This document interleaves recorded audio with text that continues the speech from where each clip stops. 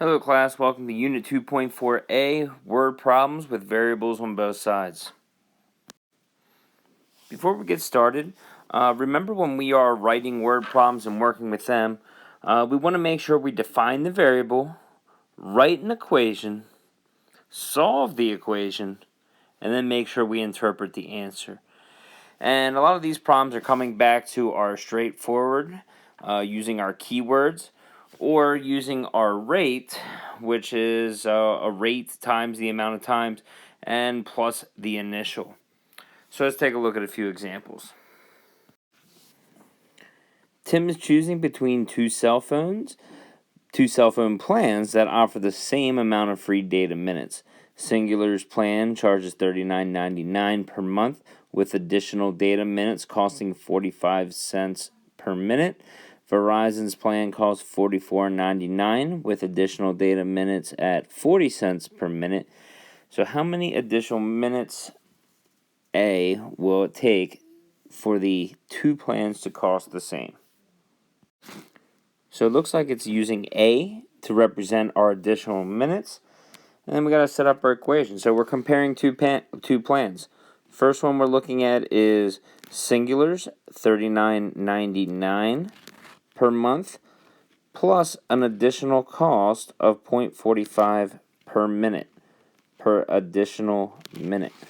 And then if we are looking at our Verizon plan, this is taking the $44.99 plus the 40 cents for additional minutes. Both of these are set up as rates, right? We have those initials plus the cost per minute.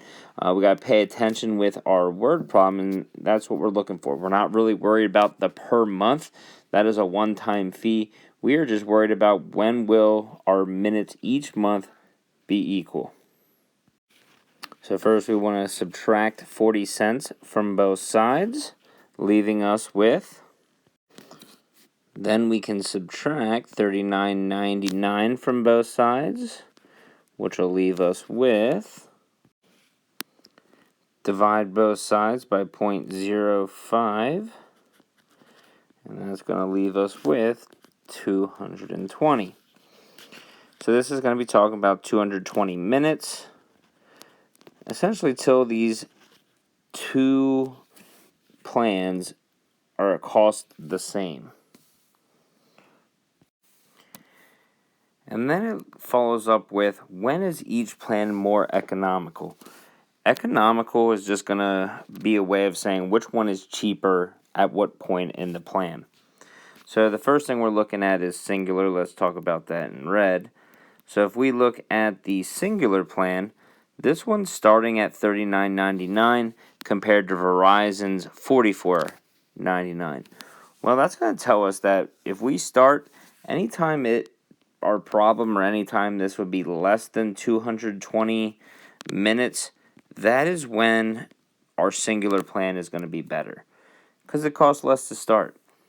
So if we look at the Verizon plan in blue, we can look at this and say, well, that's 40 cents for an additional minute. That's going to be 45 for Singular.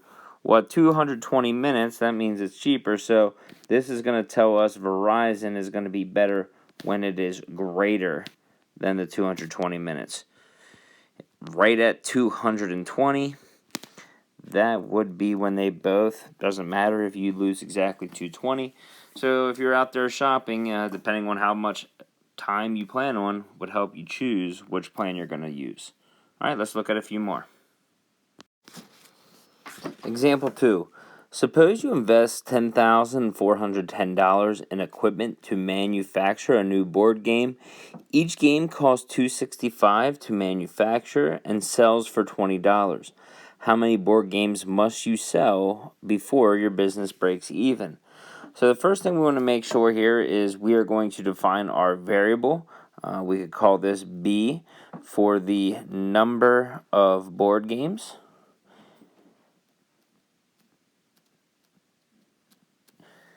And then we got to look at our equation. Now, one of these things we said here for the break-even point, and there's a variety of ways of setting this up, but one way would be looking at what are your costs, setting them equal to what would be your, essentially your revenue.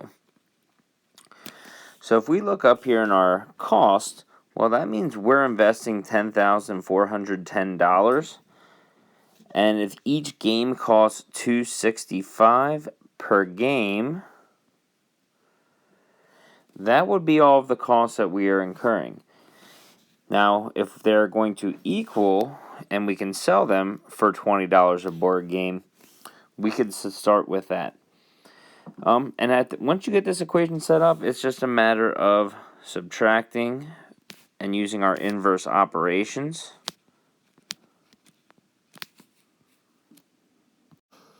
After we subtract, that's what we result with, which then allows us to divide by 17.35 from both sides, leaving us with B equaling 600.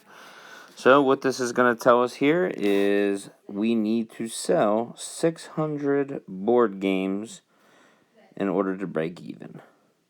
All right, let's take a look at the next one. A 12-inch candle and an 18-inch candle are lit at 6 p.m. The 12-inch candle burns a half inch every hour. The 18-inch candle burns 2 inches every hour. At what time will the two candles be the same height? Let H represent the number of hours. So our variable given to us is H is equal to the number of hours. So when we go to set this problem up, we're looking at two different candles. We're looking at the 12-inch. That's going to burn a half of an inch. So if we start with 12, that's our initial. The rate it's burning is at 0.5. So in this case, a candle gets smaller, so this is really minus 0.5 every hour.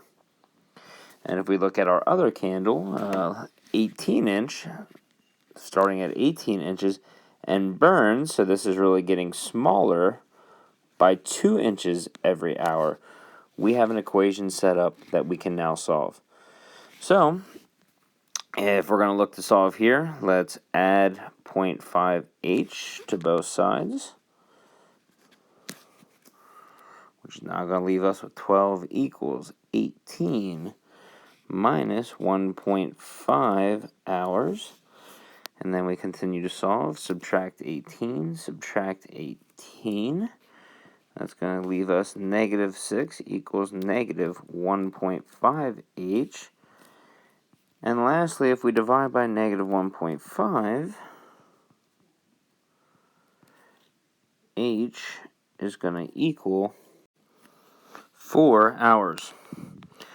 Now, when we look at this 4, that's not what the question's asking. The question is asking at what time. Well, if we lit it at 6 p.m., it burned for 4 hours, we would have to say that at 10 p.m., that's when our two candles will be burning at the same height. And that's it. Okay, so let's use what we know to try to solve a few practice problems of our own. Good luck.